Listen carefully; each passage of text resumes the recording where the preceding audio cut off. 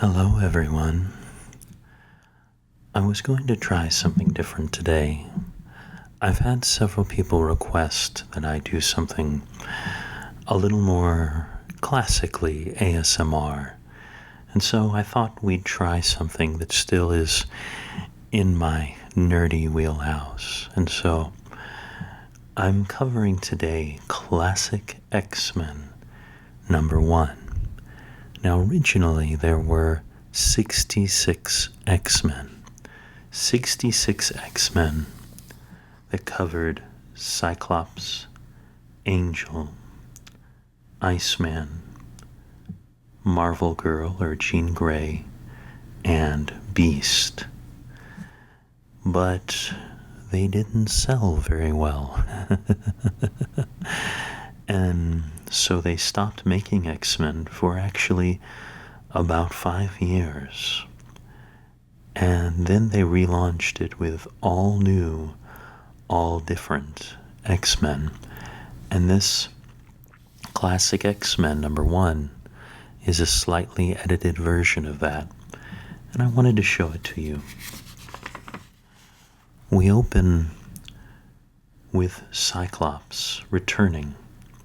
It's called First Night. As you can see, he's a little worse for wear. Now, there's something very interesting about Cyclops here that more astute X-Men members will notice, and that is that his eyes are not covered by his ruby quartz visor. We get a flashback that Professor Xavier has sent his pupils to investigate an island called Krakoa. That's a fun one to say, Krakoa. And all of them were attacked, but only Cyclops escaped to find himself returning with his mutant powers mysteriously gone. But even as he's talking to the professor, he finds that his powers are returning, and he's only able to just close them in time. The professor is able to bind his eyes, and then using Cerebro, which I'm sure you're familiar with from the from the movies, is trying to find out what's going on. But he cannot. There's some kind of blocking the X-Men. So he decides that he is going to recruit some new X-Men. We cut to Winseldorf, Germany, and there we find Kurt Wagner, and the Kurt Wagner is running for his life. Local villagers are blaming him for a death. Now later we'll find out more about that, but that is much, much later. Even though this is modern times, the villagers are all dressed as if they are from the 1800s in lederhosen and funny hats. Kurt Wagner is tired of running, tired of being treated poorly because of his appearance, and so he decides to go out in glory. He leaps down into the crowd, and even though he is more than a match for any one of them, he is not a match for an entire mob. They are actually going to stake him through the heart. And that's when all of them mysteriously stop moving. They freeze. This is actually one of the first instances we get of this that we see so often in the movies, where Xavier is able to freeze an entire crowd with the power of his mind. He invites Kurt Wagner to join, and he decides to come. We cut to Wolverine. A lot of people don't know that Wolverine was originally simply a military agent for Canada when we first are introduced to him.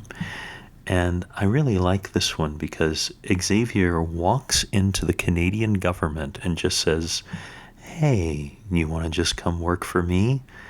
And Wolverine says, "Sure." Now, of course, the Canadian government isn't very happy about that, to which Wolverine threatens his life by slashing his buttons.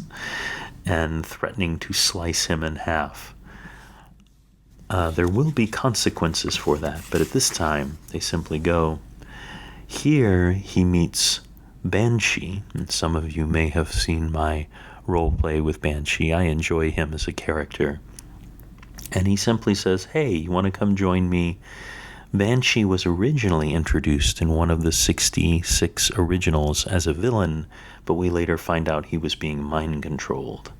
And we get more about him later.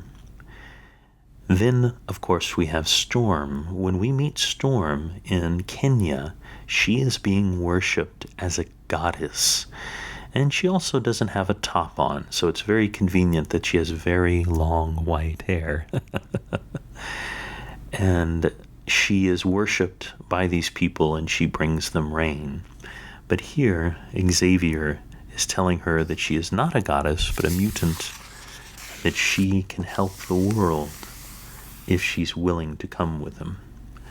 Here we get Sunfire. Sunfire is one of my favorite little small characters in the X-Men because he is continuously quitting the X-Men. I don't know if any other character has quit the X-Men more frequently than Sunfire has. We then go to Mother Russia. We go to Mother Russia and we find Peter. And Peter is a farmer on a collective. Now, this is in the middle of the Cold War, where there's still very much communism. And he sees that a tractor is coming towards his little sister, Ilyana. And we'll get a lot more about Ilyana in the near future. But Peter transforms into his organic steel form and is able to smash the tractor and save his sister. And that's when Piotr Rasputin is offered a place among the X-Men. He doesn't want to leave his family, but he decides to go. We then cut to Camp Verde in Arizona, and here we see John Proudstar, an Apache, and his mutant power is your basic Captain America power. He's stronger, he's faster than the average person, fast enough that he can catch a buffalo and knock it to the ground. He is also offered a place among the X-Men, and even though he's not super excited about it, he decides to join. By the way, he decides to join because Xavier basically dares him. That works. Then we get our first group shot of the X-Men. Colossus, Storm, Banshee, Sunfire, Wolverine, Cyclops, and John Proudstar, whose name has just jumped out of my head. We'll get back to that in a moment. And they are all going to go and rescue the original X-Men. They find them here. Now, this is where this comic has been slightly edited for time. But what happens is there is an enormous battle. They find out that the island of Krakoa is actually sentient. It is a malevolent creature that sustains itself by draining the life essences of mutants. So the island itself is a mutant. And Polaris, who is with the original X-Men and has magnetism powers, is able to throw it into outer space. Impressive. Again, we get a shortened version of that here. I believe there's more in the original, but that's because they want to do character development. We cut back to the X-Men, and we see Xavier at his desk, and he's using his telepathy to check in on the various X-Men. He happens on Havoc and Polaris, that's Lorna Dane, and they are starting to kiss, and he at least has the decency to stop spying on them after that. We then cut to a similar romantic couple, and that is Jean Grey and Cyclops, who is Scott Summers, and they also are thinking about what their future will be with the X-Men. She is thinking about leaving, and he is thinking about staying. She goes out into the woods to think. In the common room, we see Banshee playing at the piano, and he looks fantastic with his sweater vest. And we get Peter, Colossus, sketching, because, of course, how else do you show a sensitive soul than by showing them sketching? And in the background, we see Nightcrawler. He is easily able to hide in the darkness.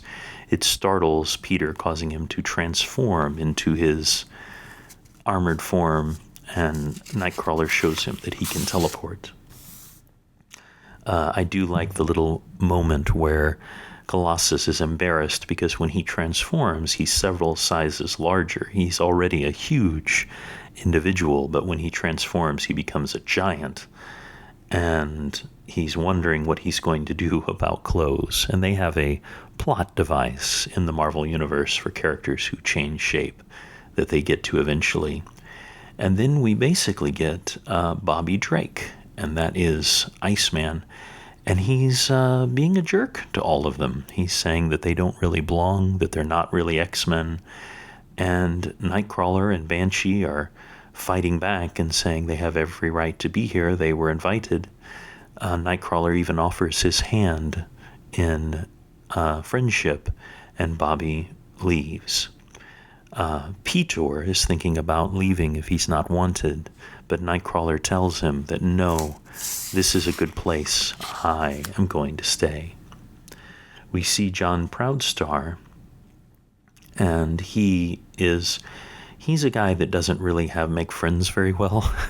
And so he's actually trying. This is actually him thinking here, and he's trying to reach out and be friendly. Unfortunately, he does so at the exact moment that Bobby Drake left that altercation. And Bobby Drake freaks out, turns into his ice form, and freezes John Proudstar, which does not go over well. And of course, with his super strength, he's able to break away, but they don't exactly end on friendly terms. We then cut to Jean Grey. Now, I should note, my understanding is that this part of the comic was made later, but it is setting up what's going to be a long-running, which is a romance between Jean Grey and Wolverine. And we have Wolverine out here with his cigarette and his beer, and he is really hitting on Jean Grey. We see Storm flying, and Angel joins her, and they fly together. Angel is hitting on Storm quite hard. He's a very handsome man, and he's also very charismatic and is used to getting what he wants, but that's interrupted by him seeing Wolverine hit on Jean Grey. Now, there is a long-standing crush that Angel has on Jean Grey, but also he doesn't like a scrappy little runt like Wolverine hitting on her. He flies in, grabs Wolverine by the back, and slams him into a tree. Jean Grey, by the way, is quite rightly saying, "What are you doing? You're an idiot. He wasn't hurting me." And by the way, if he had done that to a normal human, it might have killed them. But of course, Wolverine is one of the hardest characters in the Marvel Universe to kill. And Wolverine also doesn't really like being hit, so he's coming at Angel with his claws out. And Jean Grey is stopping them with her psionic shield, but he's so forceful, he's pushing his way through the shield. And that's when a lightning bolt separates them. Of course, this is Storm, who is also creating some rain to cool everyone down. And Angel leaves, but Wolverine is telling Jean Grey, he's right. I am a killer, and I'm as bad as they come. In which case, Jean Grey accepts him and takes his hand.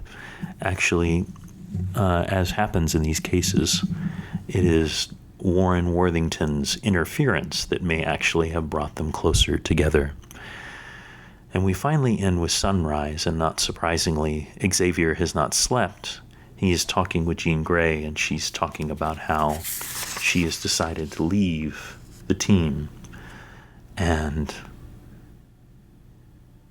Xavier is telling her that this is the end, and she says, no, this is the beginning.